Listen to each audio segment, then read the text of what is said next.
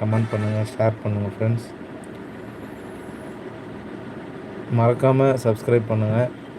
இன்று லைவ் பார்த்தீங்கன்னா கருப்பு திராட்சையை பற்றி போட்டுட்ருக்கோம். இந்த கருப்பு திராட்சை நம் உடலுக்கு ரொம்ப நன்மை கொடுக்கக்கூடிய ஒரு முக்கியமான பொருள்.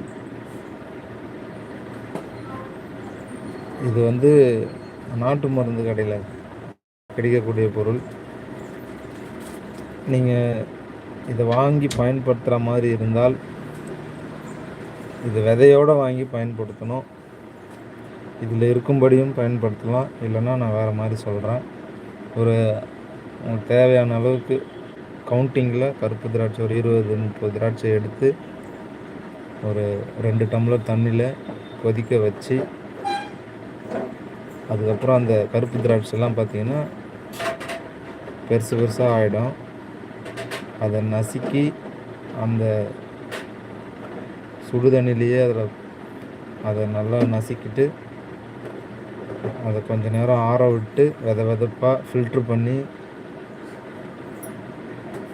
எடுத்து நீங்கள் தினமும் இதை நைட்டில் குடிச்சிட்டு வந்தீங்கன்னா உங்களுக்கான இதில்